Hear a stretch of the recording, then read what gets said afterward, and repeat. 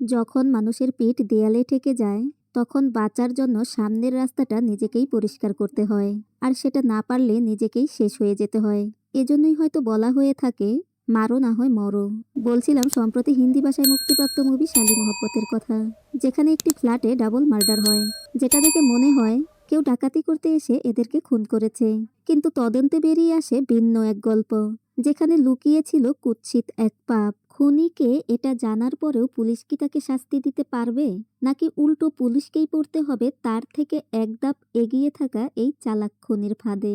চলুন দেখে আসা যাক। কিন্তু তার আগে আপনারা যদি এখনও আমার চ্যানেলটি সাবস্ক্রাইব করে না থাকেন, তাহলে প্লিজ সাবস্ক্রাইব করে ফেলুন আর এমন সুন্দর সুন্দর মুভিগুলো দেখতে থাকুন। বাইরে মুষলধারে বৃষ্টি হচ্ছে। কবিতা জানালার কাছে দাঁড়িয়ে সেটা দেখছে। তার মনে পড়ে একদিন সে চাপড়াওয়ালা রেল স্টেশনে একা বসেছিল। তখনই কেউ তার নাম ধরে ডেকে বলে, তোমার চাটনি অনেক মজা হয়েছে। কবিতা বলে, আমি আরেক প্লেট নিয়ে আসছি। আসলে কবিতার হাজবেন্ড বিকির বন্ধুর বাড়িতে পার্টি হচ্ছিল। সবাই এনজয় করলেও কবিতাকে বিষণ্ণ মনে হয়। বিকির বন্ধুদের একজন জানতে চায় বিকি কোথায়, আরেকজন বলে বাথরুমে, অন্যজন বলে কিসের বাথরুমে, ও তো মালিনীর সাথে। এতটুকু বলতেই তারা কবিতাকে দেখে থেমে যায়। কবিতা বুঝতে পেরে বিকিকে খুঁজতে খুঁজতে একটি রুমে আসে। সেখানে একজন বৃদ্ধ লোক টিভি দেখছিল, যেখানে একটি ফুল গাছ দেখিয়ে বলা হচ্ছিল এটা এক ধরনের আয়ুর্বেদিক গাছ, যার নাম বাৎসানাবা। এটি দেখতে সুন্দর হলেও অনেক বিষাক্ত, তাই এটিকে মিষ্টি বিষও বলা হয়ে থাকে। এটা হাই প্রেসারে সামান্য একটু ওষুধ হিসেবে ব্যবহার করা যেতে পারে। কবিতা খুঁজতে খুঁজতে একটি জায়গায় গিয়ে বিকি আর মালিনী নামের এক মেয়েকে দেখে। মালিনী কবিতাকে দেখে নিজের ড্রেস ঠিক করে। বিকিও কবিতাকে দেখে, কিন্তু কেউই কিছুই বলে না। বোঝা যাচ্ছিল বিকির কাছে কবিতার খুব একটা গুরুত্ব নেই। কবিতা চলে আসে। একটু পর মালিনী আর বিকিও সেখানে চলে আসে। সবাই মালিনীর সৌন্দর্যের প্রশংসা করে আর বলে, সুন্দরী হলে তো জীবন ইনস্টাগ্রামময় হয়ে যায়, যা করবে তাতেই লাইক। কবিতা বলে, তোমাদের কি মনে হয় মেয়েদের সৌন্দর্যই সবচেয়ে বড় গুণ? দিয়া বলে, আমি জানি না, বিকিকে জিজ্ঞাসা করা যাক। বলে বিকিকে ডাকে। এরপর বিকির কাছে জানতে চায়, মেয়েদের সুন্দরী হওয়া কি জরুরি? বিকি মালিনীর দিকে তাকিয়ে বলে, না হলেও সমস্যা নেই, তবে হলে তো খুবই ভালো হয়। বিকির এমন উত্তরে কবিতার খারাপ লাগে। কবিতা একটি গল্প বলতে শুরু করে, আর আমাদের দেখানো হয়। কবিতা বলে, ফুরসতগড়ে স্মিতা নামের এক মেয়ে ছিল, যে তার হাজবেন্ড নিয়ে তার বাবার বাড়িতে থাকতো। ছোট্ট একটা দুনিয়া ছিল তার। সে গাছপালাকে অনেক ভালোবাসতো। ছোট থেকেই গাছপালার মধ্যে বড় হয়েছিল। সম্ভবত এই কারণে সে খুব বেশি দুনিয়াদারি বুঝতো না। তার কাছে তো শুধু তার স্বামী, তার ঘর আর তার গাছপালাই সব ছিল। কবিতার একজন প্রতিবেশী চাচা ছিল। সেও গাছপালাকে খুব ভালোবাসতো আর পরিচর্যা করত। সেই এলাকাতেই রতন নামের এক ইন্সপেক্টর ছিল। রতন এলাকার কল থেকে লাইন ধরে পানি আনতে যায়। এক মহিলা মজা করে বলে, ইন্সপেক্টরকে আগে যেতে দাও, না খেলে অপরাধের সাথে লড়বে কি করে। বলে তারা হাসাহাসি করে। রতন পানি এনে গোসলে যায়, আর তার বাবার উপর প্রচণ্ড রাগ হয়, কারণ তার বাবা বাড়িতে মোটর বসায়নি বলেই তাকে এভাবে পানি আনতে হয়। কবিতা রান্না করার সময় তার এক খালা ফোন দিয়ে বলে, তার মেয়ে শালুর জব হয়েছে, আর ফুরসতগড়েই তার পোস্টিং। এজন্য ভালো হয় যদি শালু স্মিতার বাড়িতেই থাকতে পারে। কবিতা খুশি হয়ে বোনের জন্য ঘর গোছায়, মানে শালু তার কাছেই থাকবে। রতন এসে রাস্তার সাইডে বাইক পার্ক করে। রতনের বাইকের চাকার সাথে লেগে একটি গাছের টব বাঁকা হয়ে গেলে স্মিতার প্রতিবেশী চাচা দেখে সেটি ঠিক করে দেয়। আসলে এটাই তার নার্সারি। ঠিক এর পাশেই গাজেন্দ্রর মদের দোকান, আর রতন এই গাজেন্দ্রের সাথেই দেখা করতে এসেছে। আসলে সে গাজেন্দ্রের অবৈধ কাজে সাহায্যের জন্য তার পাওনা নিতে এসেছে। রতন চলে যাওয়ার সময় গাজেন্দ্র তার ছেলে মন্টুকে বলে, এই জন্যই তো বলি, পুলিশের চাকরি করার চেয়ে পুলিশকে চাকর রাখা ভালো। রতন কথাটি শুনে, কিন্তু কিছুই না বলে চলে যায়। সেইবারেই জুয়ায় হেরে যাওয়ায় পঙ্কজকে রাজেন্দ্র ডেকে নেয়। আসলে পঙ্কজ বারবার জুয়ায় হেরে যায় আর গাজেন্দ্রের থেকে টাকা ধার নেয়। এইভাবেই তার 27,55,000 টাকা ধার হয়েছে। পঙ্কজ বলে, ভাই দিয়ে দিব। গাজেন্দ্র জানতে চায় তা কিভাবে দিবে। পঙ্কজ বলে, আপনি তো জানেন মুরাদাবাদে আমার প্রপার্টি রয়েছে। গাজেন্দ্র বলে, তাহলে ওই প্রপার্টি আমাকে দিয়ে দাও, আমি ভালো দাম দিব। পঙ্কজ সংকোচের সাথে গাড় নেড়ে হা জানায়। তখনই গাজেন্দ্রের ফোন আসে। সেও ওই মুরাদাবাদের প্রপার্টির কথাই বলে।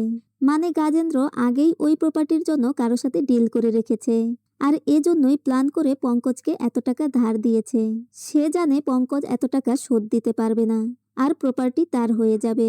পঙ্কজ বাড়ি ফিরলে স্মিতা বলে তাদের দরজার লকটা ঠিক করতে হবে। পঙ্কজ বলে শুধু দরজা কেন, পুরো বাড়িটাই ঠিক করাই, কিন্তু পয়সা কে দেবে?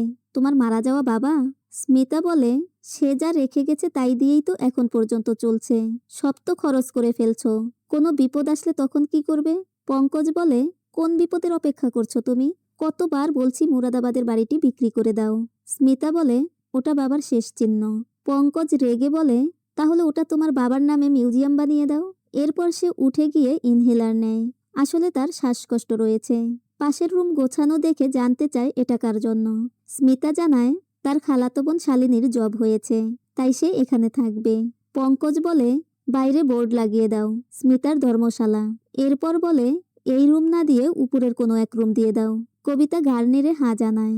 এরপর সে উপরে রুম পরিষ্কার করতে যায়। দেখা যায় তার সার্টিফিকেট আর মেডেলগুলো অযত্ন অবহেলায় পড়ে আছে। দেখা যায় সে বোটানিক অর্থাৎ উদ্ভিদবিদ্যা নিয়ে লেখাপড়া করেছে। সে তার সার্টিফিকেট আর মেডেল পাশে রেখে ঘর গোছানো শুরু করে। পরের দিন পঙ্কজ শালিনীকে পিক আপ করতে স্টেশনে যায়। দূর থেকে শালিনীকে দেখেই সে ফিদা হয়ে যায়। এরপর কাছে গিয়ে বলে তোমাকে তো একদম চেনাই যাচ্ছে না। শালু হেসে বলে আপনি তো ঠিক একই রকম আছেন, যেমনটা বিয়ের সময় ছিলেন। তারা বাড়ি আসলে স্মিতা শালুকে দেখে অনেক খুশি হয়।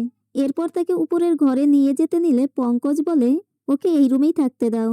স্মিতাও ঠিক আছে বলে শালুকে তাদের পাশের রুমেই থাকতে দেয়। এরপর রাতে খেতে বসলে কাঁঠালের তরকারি দেখে শালু অনেক খুশি হয়ে যায়। স্মিতা বলে এটা সে তার জন্যই রান্না করেছে, কারণ সে জানে শালু কাঁঠালের তরকারি পছন্দ করে। খাবার শেষে স্মিতা প্লেট পরিষ্কার করতে রান্নাঘরে গেলে পঙ্কজ শালুর সাথে ফ্লার্ট শুরু করে। এই হচ্ছে ক্যারেক্টারলেস মানুষের অবস্থা। যে আসবে শুনে স্ত্রীর সাথে খিটখিট করছিল, এখন স্ত্রীর অগোচরে তার সাথেই ফ্লার্ট করছে। পরের দিন শালু অফিস শেষে বাসায় ফেরার সময় অটো দাঁড়াতে বললে কোনো অটোই দাঁড়াচ্ছিল না। এটা দেখে রতন তার বাইক নিয়ে শালুর কাছে গিয়ে বলে আপনাকে তো আগে কখনো দেখিনি। শালু বলে আমি এখানে নতুন। রতন বলে তা আপনি কোথায় যাবেন? আমি ছেড়ে আসছি। শালু বলে আপনার কোনো কাজ নেই? রতন ফ্ল্যাট করে বলে এই শহরকে সুন্দর রাখাই আমার কাজ। যেতে যেতে তারা পরিচয় পর্বটাও সেরে নেয়। বাসায় পৌঁছানোর পর শালিনী ভিতরে যাওয়ার সময় রতন শালিনীর মোবাইল নাম্বার চাইলে শালিনী তাকে নাম্বার দিয়ে দেয়। এরপর একদিন সবজি উঠানোর সময় কবিতা শালিনীর কাছে জানতে চায় কি বিয়ে করবি না? অ্যারেঞ্জ ম্যারেজ নাকি বয়ফ্রেন্ড আছে? শালিনীর মন খারাপ হয়ে যায়। এটা দেখে স্মিতা জানতে চায় কি হলো। শালিনী বলে ছিল, কিন্তু এখন সে তার ওয়াইফের কাছে ফিরে গেছে। মানে এর ক্যারেক্টারও সুবিধার না। এরপর নিজেকে সামলে নিয়ে কবিতার কাছে গিয়ে বলে তাই তো আমি তোমার কাছে চলে এসেছি, এখন সব বলে যাব।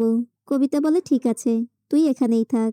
এরপর পঙ্কজ শালিনীকে অফিসে পৌঁছে দেওয়ার সময় এক দোকান দেখিয়ে বলে এখানকার কুলফি সবচেয়ে বেস্ট। শালিনী বলে বিজনোরের কুলফির মতো কোনো কুলফি হতেই পারে না। পঙ্কজ বলে তাহলে বাজি হয়ে যাক। এভাবেই তাদের কাছে আসা শুরু হয়। শালিনী রতনের সাথেও ঘুরে বেড়ায়। এভাবেই শালিনী দুজনের সাথে টু টাইমিং করতে থাকে।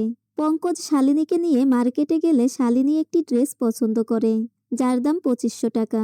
পঙ্কজের ক্যাশ না থাকায় কার্ডে তার দাম পরিশোধ করে। শালিনী পঙ্কজকে বলে দিদির জন্য কিছু নিয়ে নাও। পঙ্কজের ইচ্ছে না থাকলেও শালিনী যে শাড়ি দেখায় তার দাম 250 টাকা হওয়ায় সেটি স্মিতার জন্য নিয়ে নেয়। স্মিতা বাইরে থেকে ফিরে কোনো একটা কিছুর শব্দ পেয়ে রুমের দিকে আগাতেই শালিনী আর পঙ্কজকে আপত্তিকর অবস্থায় দেখে স্তব্ধ হয়ে দাঁড়িয়ে থাকে। এরপর চুপচাপ সেখান থেকে চলে যায়। বাইরে গিয়ে কান্না করে। পঙ্কজের জন্মদিনে কেক কেটে পঙ্কজ স্মিতার হাতে দেয়। স্মিতা খাওয়াতে গেলেও সে এড়িয়ে যায়, কিন্তু শালিনীর হাতে ঠিকই কেক খায় আর তাকে খাইয়েও দেয়। পুনাম সেটা খেয়াল করে স্মিতাকে বলে তোমার বোনকে আমার ঠিক লাগছে না, তুমি কি এটা বুঝতে পারছো না? স্মিতা তখনও পাথরের মতো দাঁড়িয়ে থাকে, কিচ্ছু বলে না, কিন্তু পিছনে ঠিকই কান্নায় ভেঙে পড়ে। মানে সে নিজেকে প্রকাশ করতে পারে না, তাই নিজের দুঃখকে নিজের মধ্যে রেখেই গুমড়ে মরে। শালিনীর মা তাকে ফোন দিয়ে জানতে চায় স্মিতা তোর খেয়াল রাখে? শালিনী বলে অনেক খেয়াল রাখে, জামাইবাবু অনেক ভালো। এটা শুনে শালিনীর মা রাগী কণ্ঠে বলে এবার একটা বিয়ে করে নে, নিজের পরিবার বানা। হয়তো তার মা তার চরিত্র সম্পর্কে ভালো করেই জানে। শালিনী বলে কি সব সময় একই কথা বলতেই থাকো, বলে সে ফোন কেটে দেয়। এরপরে সে নিজের সেলফি উঠিয়ে পঙ্কজকে পাঠায়। সেটা দেখে পঙ্কজ স্মিতা ঘুমিয়েছে মনে করে উঠে যায়। কিন্তু স্মিতা উঠে এসে জানতে চায়, তোমার কি কিছু চাই? পঙ্কজ বলে, কিছু না, পানি খেতে এসেছি। এরপর স্মিতা পঙ্কজকে বলে, পুনাম বলেছে অনিলের বাসায় সেপারেট রুম আছে, যেটা শালুর অফিসের কাছে। শালুর ভালোর জন্য শালুকে সেখানে পাঠিয়ে দাও। পঙ্কজের কথাটা পছন্দ হয় না, তাই সে বলে, তোমার বোন, তুমি যা ভালো মনে করো তাই করো।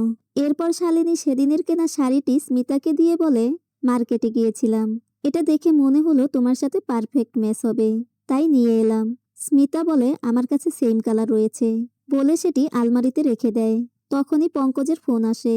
স্মিতা বলে, গাজেন্দ্র পঙ্কজকে একটি অফার দিয়েছিল, সেটা হলো বাড়িটি গাজেন্দ্রের কাছে বিক্রি করলে তার ঋণও শোধ হবে, আবার মোটা অঙ্কের ক্যাশও পাবে। কিন্তু স্মিতা সোজা মানা করে দেয়। হয়তো আগে হলে স্মিতা রাজি হয়ে যেত। পঙ্কজ রেগে চলে গেলে শালিনী এসে বলে, এত করে যখন বলছে বেচে দাও না। স্মিতা বিরক্ত হয়ে চলে যায়। পঙ্কজ নেশা করে সেই বারে গিয়ে গাজেন্দ্রের সাথে কথা বলে। এটা ওই চাচা দেখে ফেলে। পরের দিন চাচা স্মিতাকে বলে, তোমার বাবা এই জায়গা আর তোমাকে দেখে রাখার দায়িত্ব আমায় দিয়েছিল। আমি জানি তুমি বুদ্ধিমতী। এখন আমি তোমাকে যেটা বলবো তার জন্য তোমার ধৈর্য আর সাহসের প্রয়োজন হবে। তোমার নিজের লোকেরাই তোমার জন্য বিপদ হতে চলেছে। শিকড় ভেঙে বাইরে বেরো। সবার নিজের হেফাজত করার অধিকার আছে, কারণ এটাই প্রকৃতির নিয়ম। খাও নয়তো কারো খাবার হয়ে যাও। আগামীকাল বিকালে সাবধানে থাকবে। পরদিন সকালে ব্রেকফাস্টের সময় পঙ্কজ স্মিতাকে বলে, আমি বাইরে যাচ্ছি, মাথুরের লোকেরা টাকা দিতে 6:30টায় আসবে, বুঝতে পেরেছ? স্মিতা গাড় নেড়ে হাঁ জানায়। এরপর শালিনী লেট হয়ে যাওয়ার কারণে খুব তাড়াহুড়া করে অফিসে যাচ্ছিল। স্মিতা তার টিফিন বক্স দিয়ে বলে, কাঁঠাল রান্না করেছি, খেয়ে নিস। সেটা নিয়ে লাভ ইউ দিদি বলে শালিনী চলে যায়। এরপর স্মিতা কাজ করতে করতে ঘড়ি দেখছিল। তখনই শালিনী দৌড়ে ঘরে ঢুকে ব্যাগ রেখে সোজা ওয়াশরুমের দিকে যায়। স্মিতা জানতে চায় কি হয়েছে। শালিনী বলে, পেট ব্যথা করছে, সকাল থেকে 3বার ওয়াশরুমে গিয়েছি। স্মিতা বলে, আমি তোর জন্য দই কলা আনছি, এখনই ঠিক হয়ে যাবে। এরপর স্মিতা রেডি হয়ে আসলে শালিনী বলে, তোমাকে অনেক স্মার্ট লাগছে, কোথায় যাচ্ছ? স্মিতা বলে, পুনামের বার্থডেতে। তুই যাবি? কিন্তু শালিনী পেট ব্যথার জন্য মানা করে দেয়। এরপর স্মিতা বলে, 6:30টায় পঙ্কজের কোনো লোক টাকা দিতে আসবে, তুই বাসায় থাকবি তো? শালিনী বলে, হ্যাঁ, আমি তো বাসায়ই থাকবো, কোনো সমস্যা নেই। এরপর স্মিতা বের হয়ে যায়। স্মিতা বার্থডে পার্টিতে সবার মাঝে বসে যায়। রতন তার সিনিয়র বন্ধু দীপুর কাছে দুঃখ করে বলে, আমার চাচাতো বোন পিঙ্কির বিয়ে হয়েছে, তার বাবা 8,000 টাকা করে এক একটি কার্ড বানিয়েছে। 15 একর জমির মধ্যে তার একটি ফার্ম হাউস রয়েছে। তার ভয়ঙ্কর 2টি কুকুরও রয়েছে। সেই কুকুর আবার এসি রুমে থাকে। শুনেছিস কখনো কুকুর এসিতে থাকে? আর আমার বাবা মা আমাকে নিয়ে গর্ব করে, জানি না কেন। দীপু বলে, গভর্নমেন্ট জবে এসব আস্তে আস্তেই হয়, অপেক্ষা কর, তোরও হবে। রতন বলে, এখনই মজা করার সময়, আর এখনো যদি টাকা না থাকে তাহলে পরে টাকা দিয়ে কি করব? দীপু বলে, তাহলে তুই কি 9 মাসের বাচ্চা 2 মাসে বানাবি? রতন বলে, আমি জানি না বাচ্চা কিভাবে হবে, কিন্তু আমার বাচ্চাও চাই আর সুন্দরী স্ত্রীও চাই। তখনই দীপুকে এসপি ফোন করে। এরপরই পঙ্কজ আর শালিনীর লাশ দেখা যায়। স্মিতা কান্না করতে থাকে আর সবাই তাকে সান্ত্বনা দেয়। শালিনীর লাশ দেখে রতনের অনেকটা খারাপ লাগে। এক মহিলা কনস্টেবল বলে, সুন্দরী তো ছিল, তাতে কি লাভ হলো, নিয়ে যাও এখন। রতন পুরো বাড়ি পর্যবেক্ষণ করে বলে, মনে হচ্ছে ডাকাতি করতে এসে খুন করেছে। এরপর স্মিতাকে স্টেটমেন্টের পেপারে সাইন করিয়ে কিছু দরকার হলে জানাবেন বলে তারা চলে যায়। দীপু বাড়ি যাচ্ছে তার বোনের বিয়ের জন্য। রতনকেও সময় মতো যেতে বলে সে চলে যায়। এরপর রতন বারে এসে পঙ্কজের অ্যাকাউন্ট দেখতে চাইলে ম্যানেজার বলে, আমরা কোনো অ্যাকাউন্ট কারোর সাথে শেয়ার করি না। রতন তাকে কষে এক থাপ্পড় মারে, কারণ আজ সে ঘুষ নিতে নয়, বরং পুলিশ হয়ে তদন্ত করতে এসেছে। অ্যাকাউন্ট দেখে সে গাজেন্দ্রের কাছে গিয়ে বলে, গীতা কলোনির ডাবল মার্ডারের কথা শুনেছেন তো? পঙ্কজের আপনার কাছে 27,55,000 টাকা দেনা ছিল। আমি ভয় পাচ্ছি ইনভেস্টিগেশন করতে গেলে কোনোভাবে আঙুলটা আপনার দিকে উঠবে না তো? কে আঙুল তুলবে? তুমি, বলে গাজেন্দ্র হাসে। এরপর বলে, পঙ্কজের ধারের কোনো চিন্তা আমাদের ছিল না। দেনা পরিশোধ করতে না পারলে ওর স্ত্রীর যে মুরাদাবাদে বাড়ি আছে সেটা আমাদের বেচে দেওয়ার কথা ছিল, কিন্তু পঙ্কজ আমাকে বলেছিল ওর স্ত্রী সেটি বিক্রি করতে চায় না, এজন্য পঙ্কজ ওর স্ত্রীকে মারতে বলেছিল। আমিও হা বলে দিয়েছিলাম আর আমার লোকও পাঠিয়েছিলাম, কিন্তু তারা সেখানে গিয়ে দেখে ইতোমধ্যেই শালিনীকে কেউ মেরে ফেলেছে, কিন্তু ঘরে সেই সময় কেউই ছিল না। রতন জানতে চায়, তাহলে পঙ্কজকে কে মারলো? গাজেন্দ্র বলে, সেটা আমাকে কেন জিজ্ঞাসা করছো? তুমি তো পুলিশ, তুমি খুঁজে বের করো। এরপর বলে, শোনো, একটা কাজ করো, তুমি কোনোভাবে মুরাদাবাদের জমির ডকুমেন্ট জোগাড় করে ওটা আমাদের করে দাও। আমরা পঙ্কজকে যা দিতে চেয়েছিলাম তা তোমাকে দিয়ে দিব। সেটা কত জানতে চাইলে গাজেন্দ্র বলে, 30 লাখ। রতন মুচকি হেসে চলে যায়, মানে সে রাজি। রতন সেখান থেকেই অ্যাপার্টমেন্ট দেখতে চলে যায়। আসলে সে একটা লাক্সারিয়াস জীবন চায়, হয়তো এবার সেটা পূরণ হতে চলেছে। এরপর সে আরও ভালো করে ইনভেস্টিগেশন শুরু করে।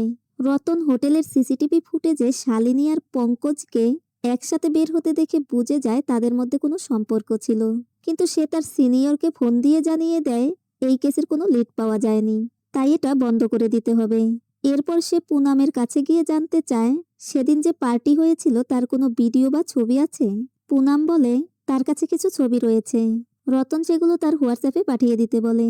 এরপর স্মিতার কাছে গিয়ে বলে, যদিও এখন এইসব বলার সময় নয়, তবুও বলতে হচ্ছে, আপনার স্বামীর 27,55,000 টাকা দেনা রয়েছে।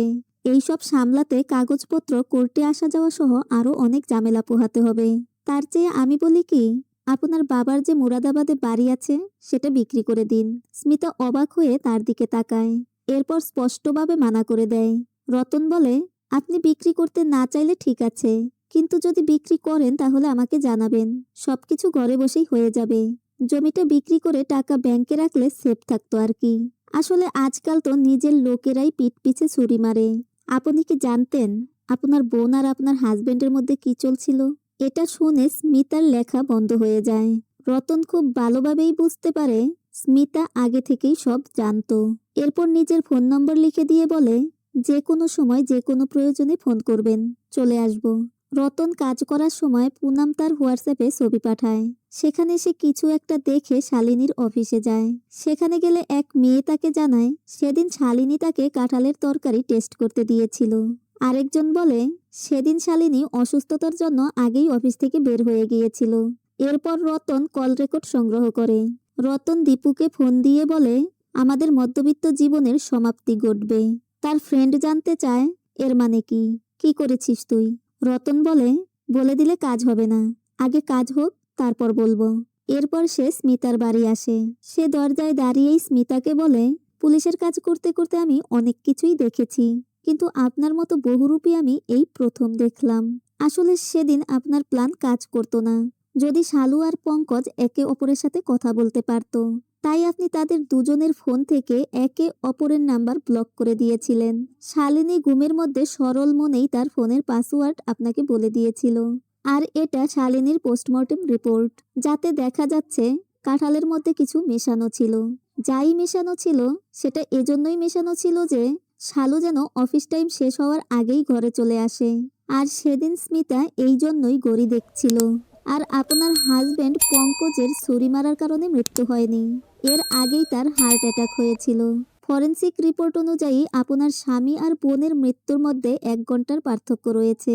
তার মানে সে একটু পরেই ক্রাইম সিনে পৌঁছেছিল। পঙ্কজ এসে শালুকে এভাবে দেখে কান্না করে দেয়, আর এর জন্য তার শ্বাসকষ্ট শুরু হয়। এরপরই দেখা যায় পঙ্কজ মারা গেছে।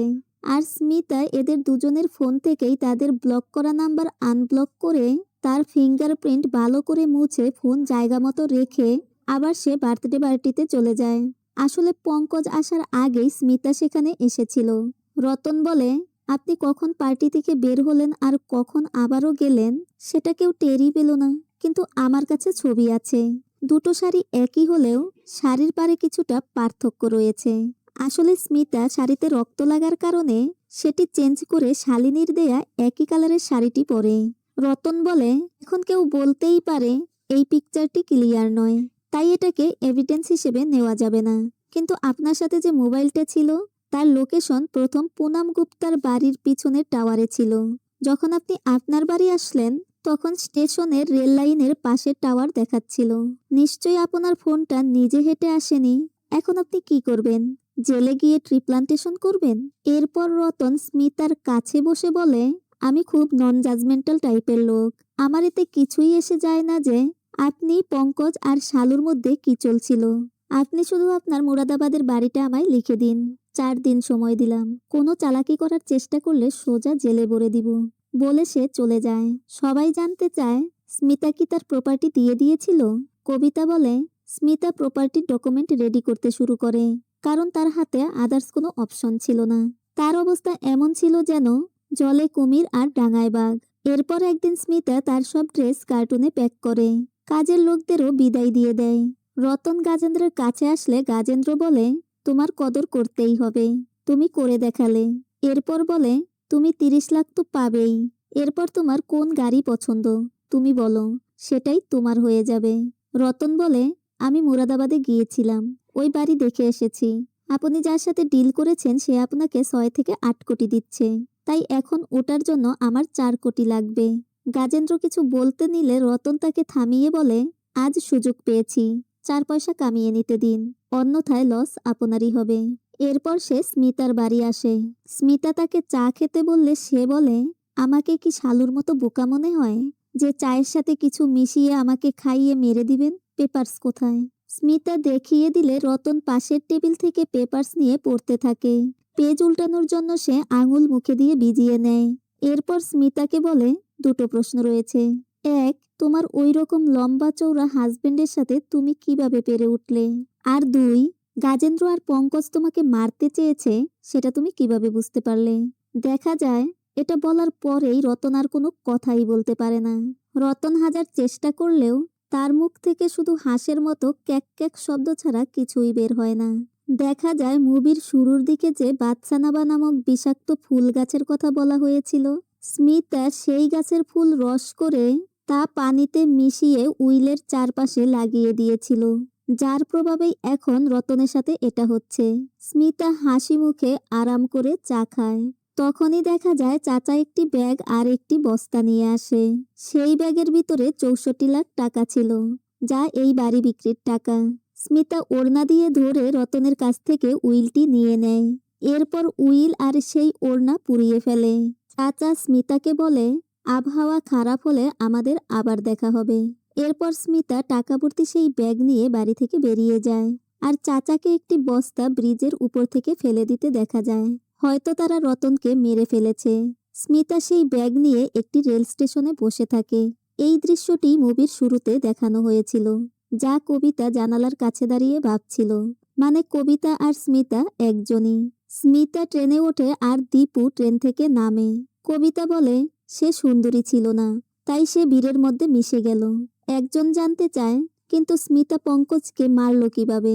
আসলে পঙ্কজ যখন বুঝতে পারে শালিনীকে স্মিতাই মেরেছে, তখন সে টেবিল থেকে ছুরি নিয়ে তার দিকে আগানোর চেষ্টা করে। যেহেতু তার আগে থেকেই শ্বাসকষ্ট হচ্ছিল, সে সামনে আগাতে পারে না। আর স্মিতা পা দিয়ে তার ইনহেলারটা আরো দূরে সরিয়ে দেয়। এরপর পঙ্কজের হাত থেকে ছুরি নিয়ে 2 হাতে চেপে সেটা পঙ্কজের বুকে বসিয়ে দেয়। একজন বলে, এই ঘটনাটি তো চাম্প্রাওলাতে ঘটেছিল, তুমি ফুরসতগর কেন বলছো? দেখা যায় বিকি সেই চাম্প্রাওলা স্টেশনের ট্রেনেই সেদিন কবিতাকে দেখেছিল। বিকির আর বুঝতে বাকি থাকে না কবিতাই আসলে স্মিতা। কবিতা এতক্ষণ আসলে তার নিজের কথাই বলছিল। বিকি কবিতাকে নিয়ে চলে যেতে চায়। দিয়ার স্বামী তাদেরকে একটু অপেক্ষা করতে বলে, যাতে তার শালার সাথে তাদের দেখা হয়। আরেকজন জানতে চায় স্মিতার বাবার প্রপার্টির কি হলো। কবিতা বলে, তা তো জানি না। দেখা যায় দিয়ার ভাই আসলে রতনের সেই পুলিশ বন্ধু দীপু। স্মিতা বের হয়ে যাওয়ার সময় তাকে ঠিকই দেখতে পায়, কিন্তু দীপু তার পড়ে যাওয়া ফল তোলায় ব্যস্ত থাকায় সে স্মিতাকে দেখতে পায় না। বাসায় ফিরে বিকি জানতে চায়, ওই 64 লাখ টাকা। এতটুকু বলতেই কবিতা কথাটা এড়িয়ে যেতে বলে, তোমার চা ঠান্ডা হয়ে যাচ্ছে।